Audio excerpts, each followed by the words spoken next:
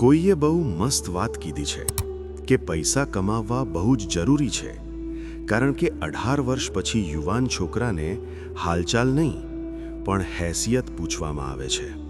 નમસ્કાર, હું છું ચૌહાણ લલિતસિંહ. એકવાર ફરીથી દિલને લાગી જાય તેવી કહાની લઈને આવ્યો છું. આ કહાની છે એક નિખિલ નામના પરિણીત પુરુષની, જે રાત્રે પતિએ પત્ની અને 2 બાળકોને ઘરમાંથી ધક્કો મારીને કાઢી મૂક્યા.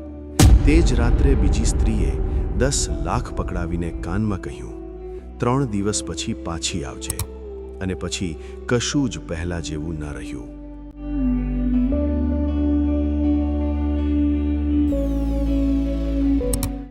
એ રાત્રે કોમલના 2 બાળકો વરસાદમાં પલળતા રસ્તા પર ઊભા હતા અને તેમના પિતાએ તેમના મોઢા પર દરવાજો એવી રીતે બંધ કર્યો હતો જાણે તેમને ઘરમાંથી નહીં પણ પોતાની જિંદગીમાંથી બહાર ફેંકી રહ્યો હોય.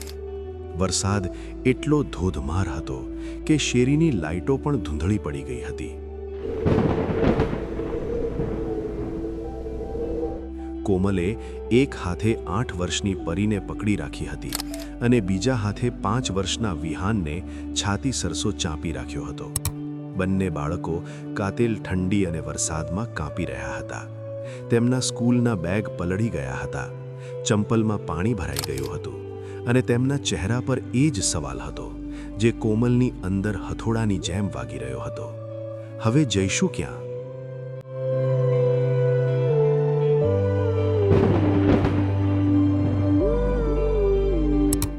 થોડી ક્ષણો પહેલાં જ તે રસોડામાં ગરમ રોટલી બનાવી રહી હતી. ગેસ પર દાળ ચઢેલી હતી. બાળકો જમતા પહેલા પોતાનું હોમવર્ક પૂરું કરી રહ્યા હતા. બધું જ એક સામાન્ય, થાકેલી પણ સંતોષકારક સાંજ જેવું હતું. ત્યાં જ દરવાજો ખુલ્યો અને નિખિલ અંદર આવ્યો. પણ તે એકલો નહોતો. તેની સાથે એક સ્ત્રી હતી. સ્વચ્છ સાડી, સૂકો ચહેરો અને એકદમ શાંત આંખો. એટલી શાંત કે કોમલને એ જ ક્ષણે ડર લાગી ગયો. નિખિલે પોતાના બૂટ ઉતારવાની પણ તસદી ન લીધી. તેણે સીધું કોમલ તરફ જોયું અને કડક અવાજે કહ્યું, બસ, હવે આ ઘર તારું નથી. બાળકોને લઈને અહીંથી નીકળી જા. પહેલાં તો કોમલને હસવું પણ ન આવ્યું. તેને લાગ્યું કે કદાચ કોઈ ભદ્દી મજાક ચાલી રહી છે. 10 વર્ષનું લગ્ન જીવન, 2 બાળકો, આટલા ઉતાર ચઢાવ, કેટલીય રાતો જ્યારે નિખિલના તાવમાં તેણે ઓશિકે બેસીને પોતાનો સમય કાઢ્યો હતો, કેટલીય સવારો જ્યારે તેણે પોતાની ઈચ્છાઓ મારીને ઘર ચલાવ્યું હતું. શું આ બધું એક જ વાક્યમાં ખત્મ થઈ શકે?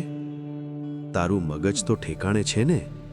તેનો અવાજ ગળામાં જ સુકાઈ ગયો. નિખિલનો અવાજ બરફ જેવો ઠંડો હતો. જે કહ્યું છે તે કર, અત્યારે જ નીકળ. પરી ડરીને કોમલની સાડી પાછળ સંતાઈ ગઈ. વિહાને ધીમેથી પૂછ્યું, મમ્મી, આપણે ક્યાં જઈ રહ્યા છીએ?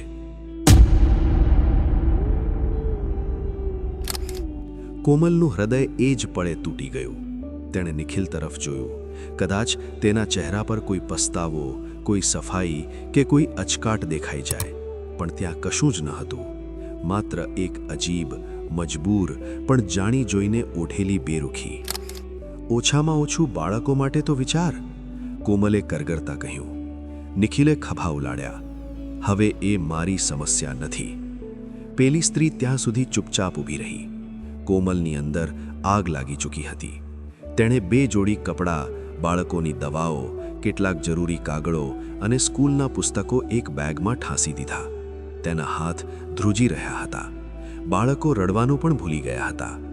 જ્યારે તે બહાર નીકળી ત્યારે દરવાજો તેની પાછળ એટલા જોરથી બંધ થયો જાણે કોઈએ તેની છાતી પર મોટો પથ્થર મારી દીધો હોય.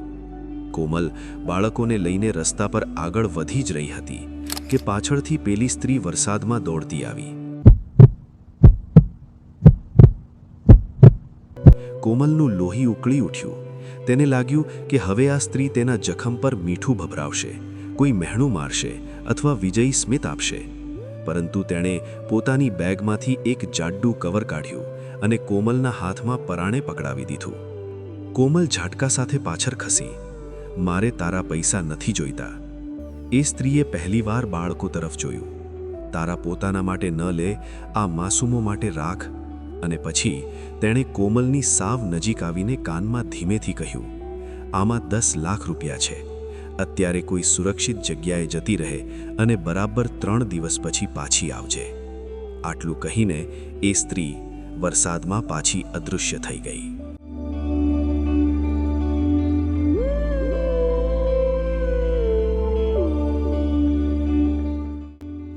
3 દિવસ કોમલે એક સસ્તી ધર્મશાળામાં ભારે ભય અને આઘાતમાં પસાર કર્યા. કવરમાં ખરેખર 10 લાખ રૂપિયા રોકડા હતા, પણ કોમલના મનમાં શાંતિ નહોતી. આખરે 3જા દિવસે સવારે ભારે હૈયે તે પોતાના ઘર તરફ પાછી ફરી. જ્યારે તે ઘર પાસે પહોંચી ત્યારે ત્યાંનો નજારો જોઈને તેના પગ નીચેથી જમીન ખસી ગઈ. ઘરની બહાર પોલીસની 2 જીપ ઊભી હતી અને દરવાજા પર પીળી પટ્ટી મારેલી હતી. કોમલ દોડતી અંદર ગઈ.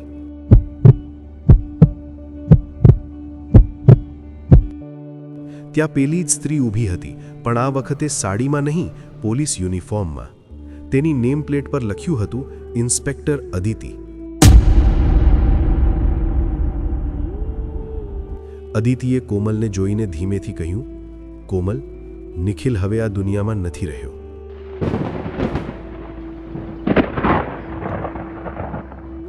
આ સાંભળતા જ કોમલ જમીન પર ફસડાઈ પડી. અદિતિએ તેને સંભાળતા આખી હકીકત જણાવી.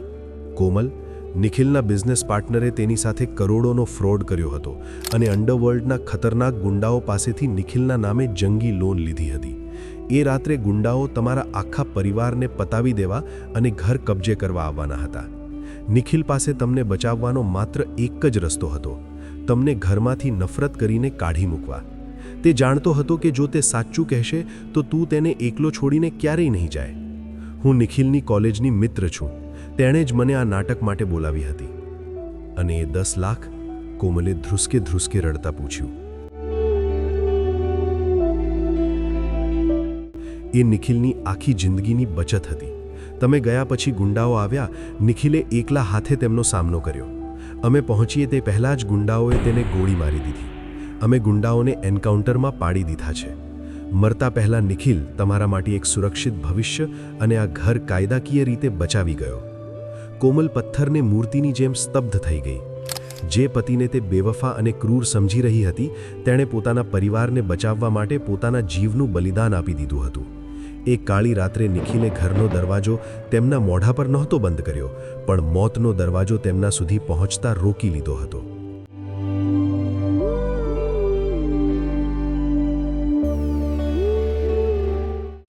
એટલા માટે તો કહેવાય છે કે દરેક વ્યક્તિનો ગુસ્સો એ ગુસ્સો નથી હોતો, પણ તેના ગુસ્સામાં તમારું હિત પણ હોય છે. માટે સામેની વ્યક્તિના ગુસ્સા પર કટાક્ષ કરવી ખોટી વસ્તુ છે. આશા રાખું છું કે તમને આ સ્ટોરી ગમી હશે. તો કૃપા કરી વિડીયોને લાઈક કરો, શેર કરો અને ચેનલને સબસ્ક્રાઇબ કરવાનું ભૂલશો નહીં. અને છેલ્લે એટલું જ કહીશ કે કરી બતાવો કંઈક એવો કે દુનિયા કરવા જાય તમારા જેવો.